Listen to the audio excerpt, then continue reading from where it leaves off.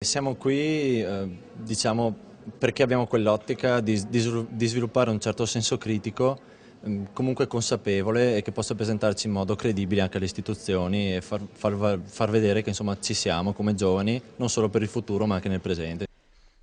Più di 400 giovani under 30 provenienti da tutta la regione in un antico borgo medievale. Non sono le selezioni per Velino o per il Grande Fratello, ma Effetto Dinamo, una 2 giorni di incontri e dibattiti su cittadinanza e democrazia organizzati dalla Regione Veneto.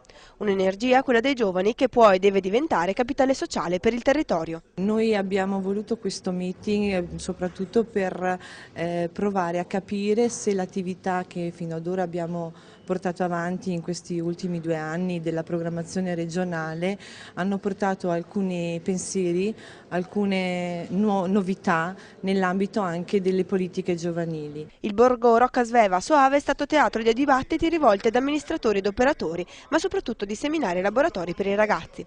Dall'educazione al tema della cittadinanza, senza dimenticare l'ecologia e i diritti civili, i ragazzi hanno potuto dire la loro sui temi del vivere comune. È stata un'esperienza importante ed è importante creare opportunità così per i giovani, opportunità in cui possono esprimere se stessi e quello che pensano. Effetto Dinamo si inserisce in un percorso di dialogo tra la Regione Veneto e i giovani che parla il loro linguaggio.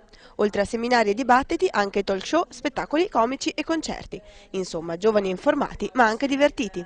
I giovani non sono solo quelli del Grande Fratello, non sono solo quelli dell'isola dei più o meno famosi, ci sono tanti altri giovani che non salgono sui palcoscenici, che non vanno sotto i riflettori dei media, ma che comunque si impegnano nel sociale, nella protezione civile, nell'ambiente, si impegnano verso le persone che hanno più bisogno, nelle missioni internazionali, e sono questi giovani intraprendenti, laboriosi e soprattutto solidali che vogliamo mettere in evidenza.